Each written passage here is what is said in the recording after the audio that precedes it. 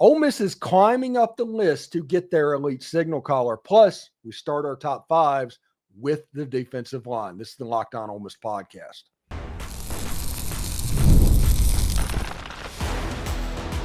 You are Locked On Ole Miss, your daily podcast on the Ole Miss Rebels. Part of the Locked On Podcast Network, your team every day.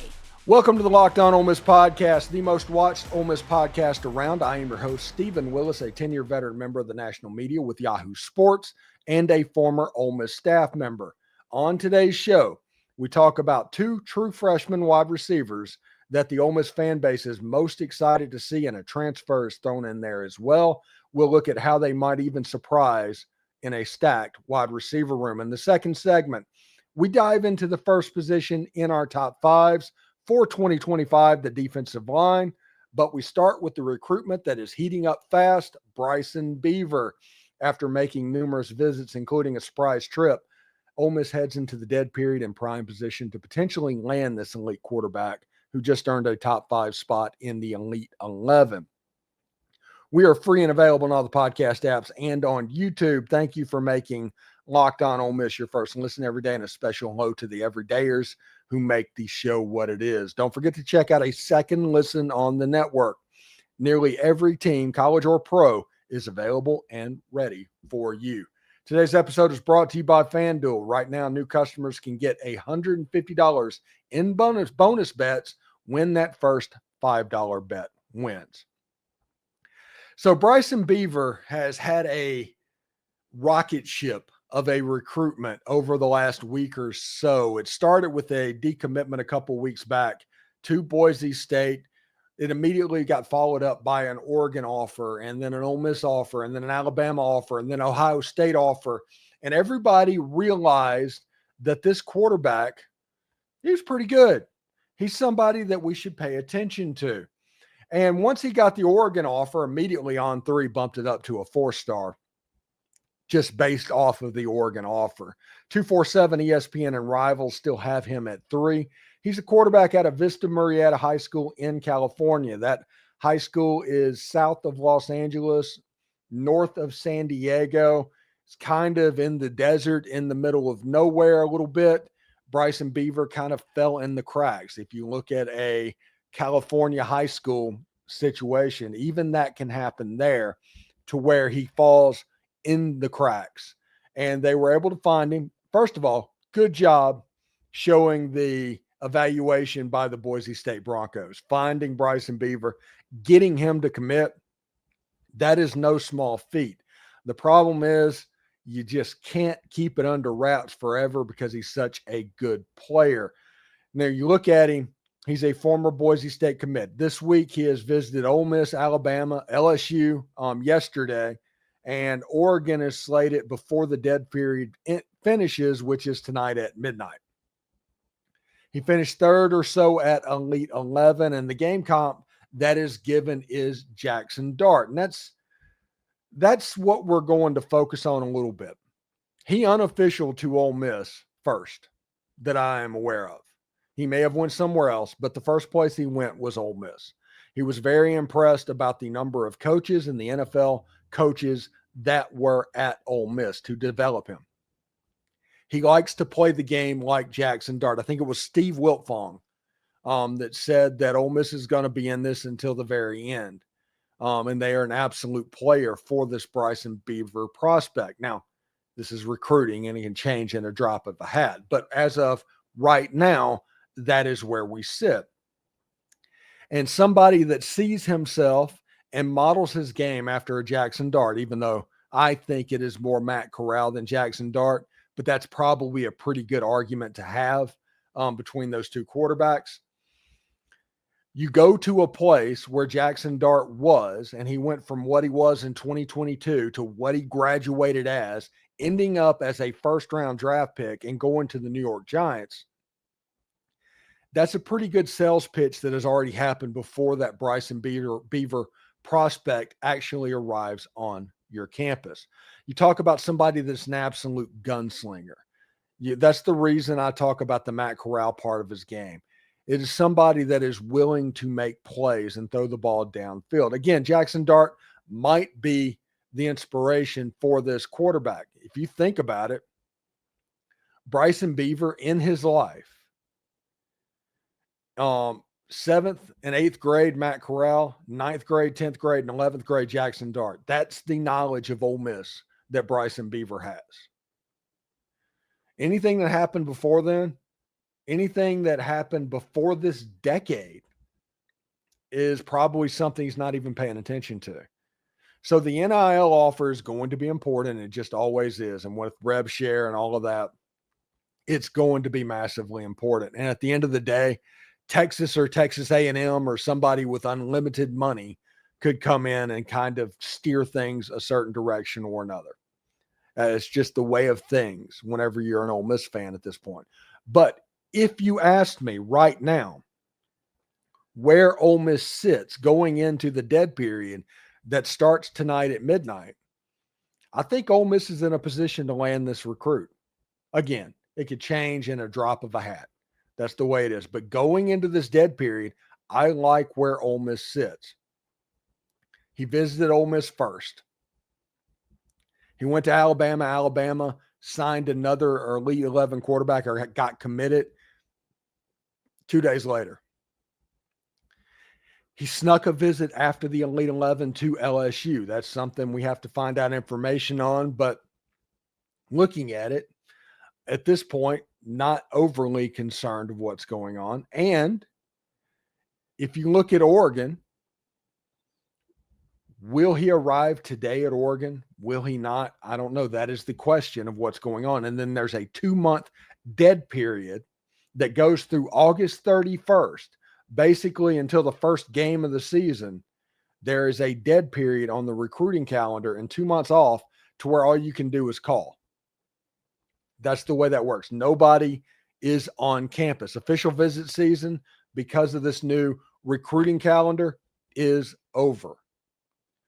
What happens next is basically the season and getting these prospects to your games over the course of the season. Bryson Beaver has all the tools that you could look for a high school recruit. And Reese Wise is on campus right now, and I really like Reese Wise. So don't hear me say that I don't like Reese Wise. I like that place is a quarterback factory in Texas, Austin Westlake, where Reese Wise went. That's where Drew Brees went to high school. That's where Cade Klubnik went to high school. That group of quarterbacks, they're going to be fine. But Ole Miss wants to sign multiple quarterbacks this season in this recruiting cycle. There's 2 high school quarterbacks is the goal. And I guess that is due to the transfer portal. I guess that is due to something, but they want to build up that room. When you look at the starters that they have right now, Austin Simmons is kind of the guy, and he's likely going to be the guy for multiple years. So whether you're Reese Wise or Bryson Beaver, you come into campus and you realize that you're going to sit likely for a year. And then it comes down to AJ Maddox or Malachi Smith, those guys coming in of what can happen. I'm curious if Trinidad Chambliss has a redshirt year or how they want to use him as a package type quarterback, because I do think there will be a package for a Trinidad Chambliss. I think that is something that absolutely can and will happen. We just have to see how it happens, if that makes sense at all. Anyway, Ole Miss might hate depth charts, but that's not going to stop us. We are breaking down the top 5 defensive linemen of the 2025 season. You do not want to miss that. Summer sports are in full swing, and whether you're about baseball under the lights, golf on the green, or high-stakes soccer action, FanDuel is the best way to make every game even more exciting. You're already following the action. Why not make it a little bit more thrilling?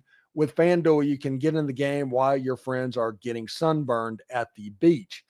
It is easy to use, fast to pay out, and even makes even the regular season games feel like must-watch events. That's the reason they need the 4-4-2-2-1-1 system in college football, so it's not all about the playoff, but I digress. Whether I'm placing a same-game parlay or watching a bet ride into the 9th inning, FanDuel makes it feel like I'm part of the action. Right now, Ole Miss sits as a 37.5-point favorite to open the season with a win against Georgia State. So maybe that is your flavor. And if you're new to FanDuel, don't worry about it. New customers can bet just $5 and get $150 in bonus bets if that first bet wins. Open the FanDuel app today or visit FanDuel.com/lockedon to get started.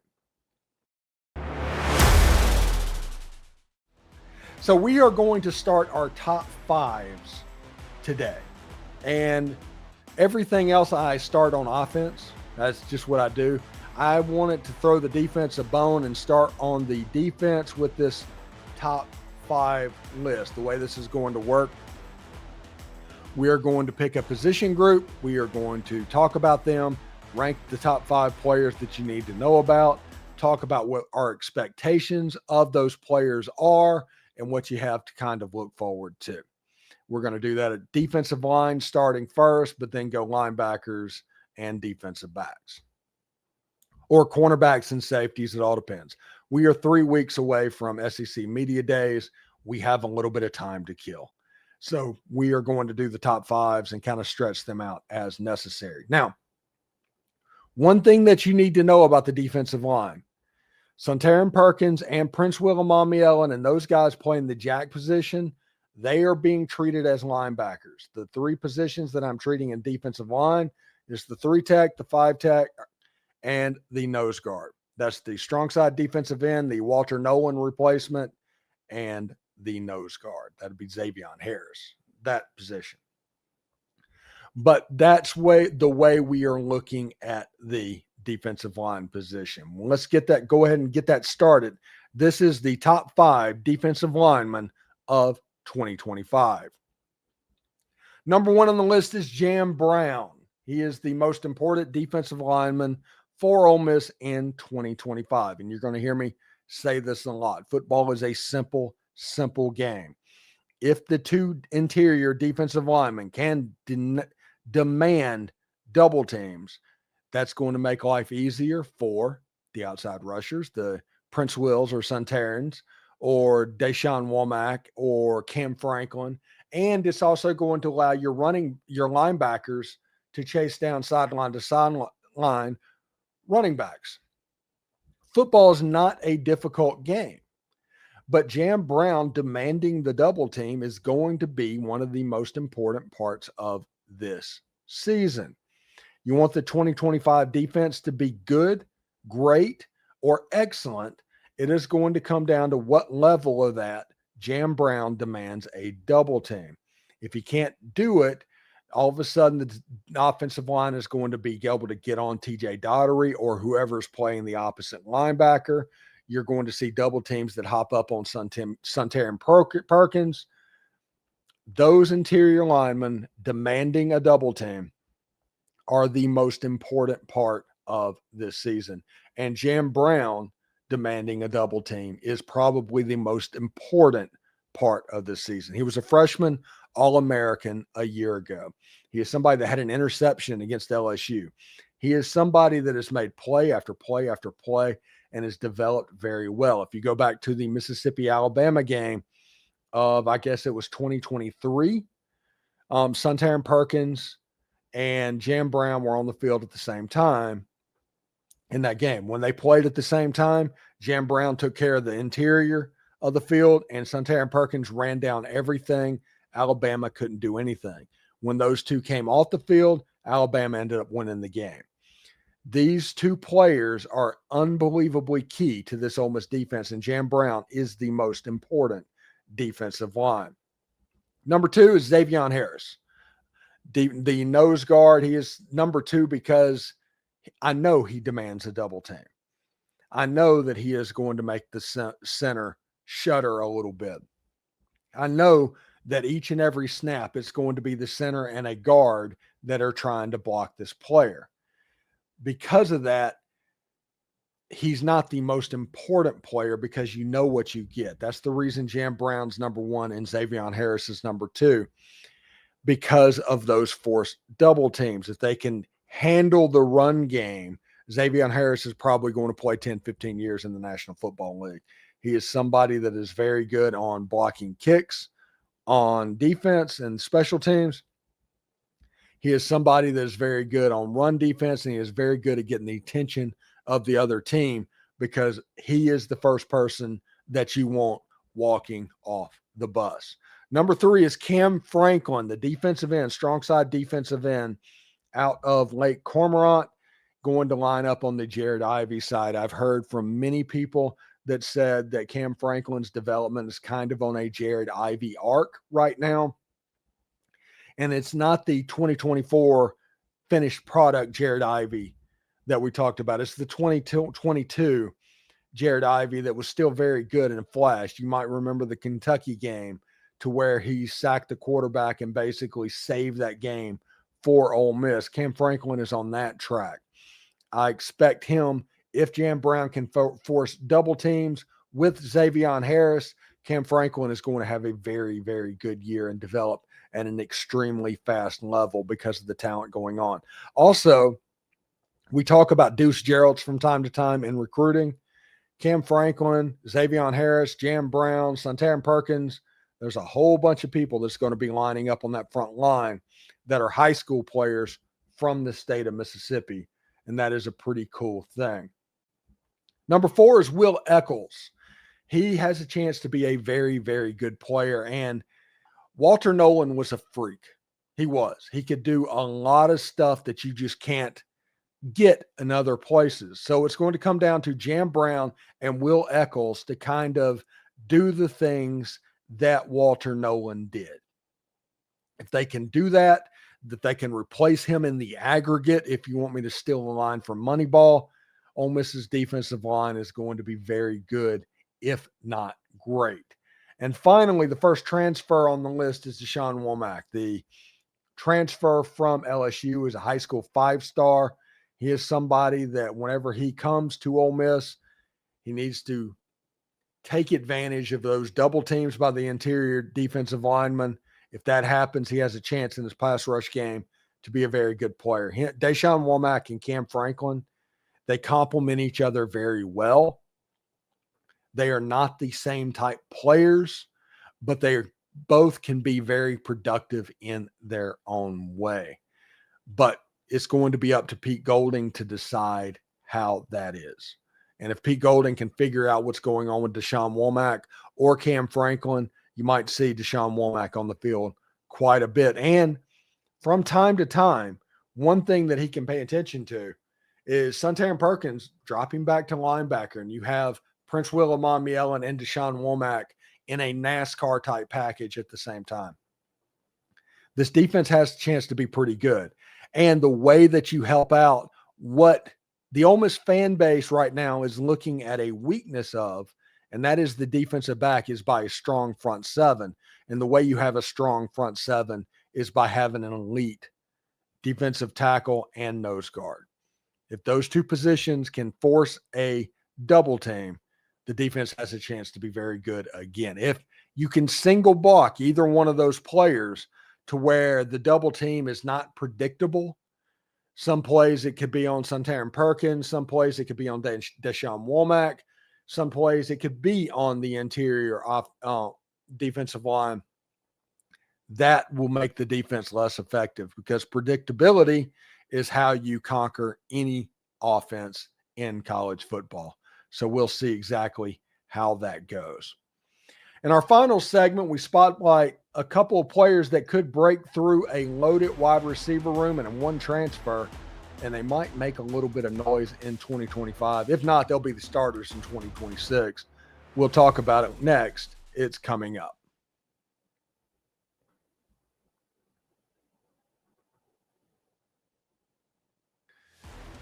This Ole Miss wide receiver room has a chance to be pretty good.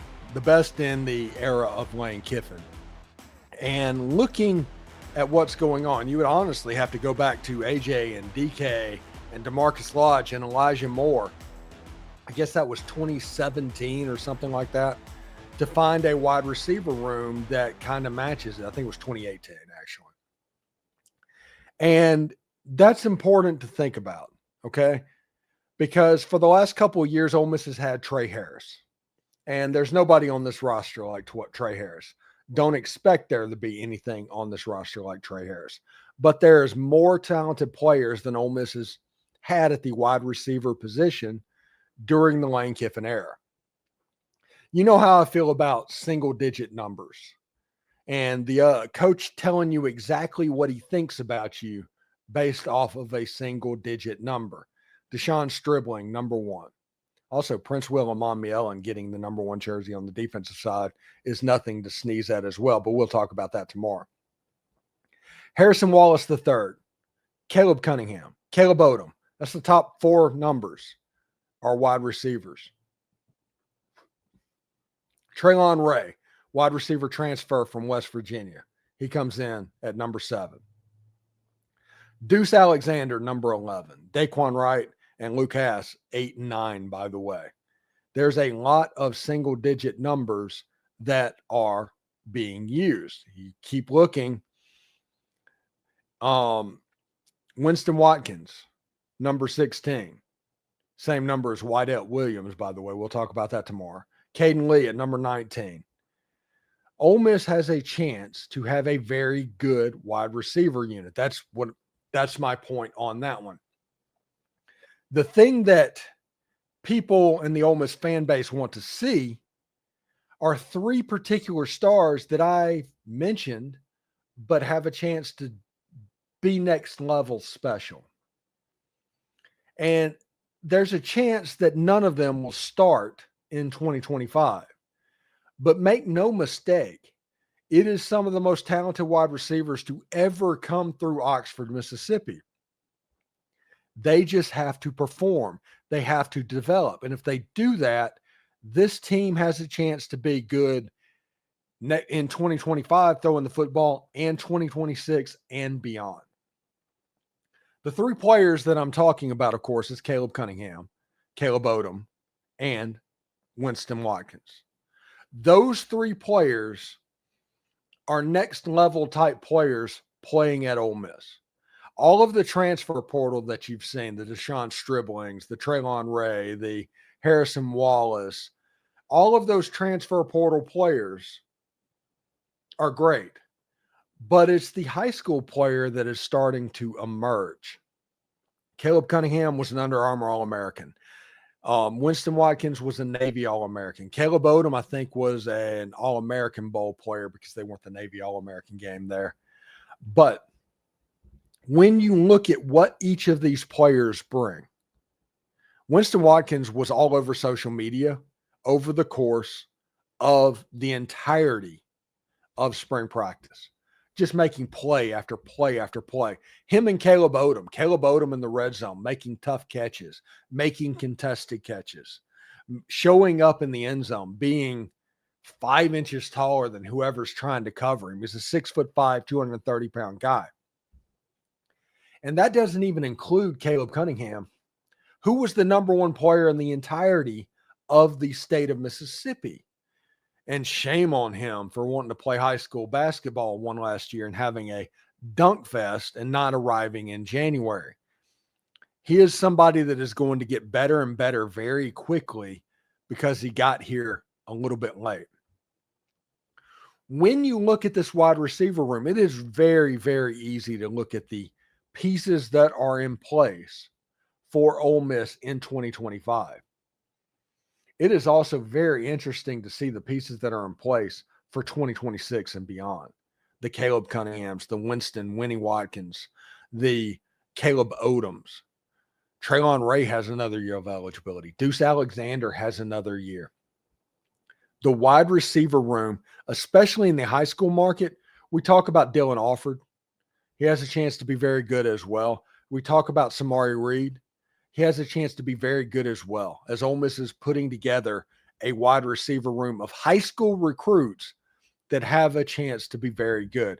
But Caleb Cunningham and Winston Watkins, those were players that were 5 stars at one point and another in their high school career. They have a chance to be very special. And the Ole Miss fan base wants to see them in this first year.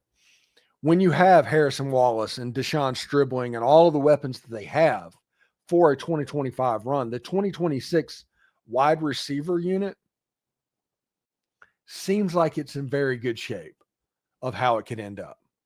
And because of that, Ole Miss is going to be all over that. Caleb Cunningham, Choctaw Central, Mississippi. He was Under Armour All-American game. He is somebody, like I said, has a chance to develop very quickly. He is going to likely end up behind Deshaun Stribling. He's going to learn a little bit in 2025 as part of his development. In 2026, it's going to be full speed ahead. And Winston Watkins from Venice High School in Florida. Navy All-American game. This year, he is going to be behind Caden Lee. I think Caden Lee has a real chance to catch the ball 90 times in the regular season for Ole Miss this year. Winston Watkins is somebody that is going to pop in. It's going to be a situation to where when Ole Miss has a lead, a big lead, the receivers that come in garbage time, I'm putting up air quotes, are going to be very, very, very, very good players. And I'm excited to see exactly what that looks like for Ole Miss. Anyway, thank you for making Locked On Ole Miss your source for Ole Miss sports. We pride ourselves in offering the most comprehensive perspectives, which is why we're the front door of Ole Miss. Your support means the world to us. For your second listen, check out the Portal Show. Brian Smith has the latest rumors, portal entries, and signings. Be the most informed fan on the rapid changes in college football. Find the Portal on YouTube or wherever you listen to podcasts. Hotty toddy, everybody. And remember, analytics is just the old English word that means bad football. We'll see you tomorrow.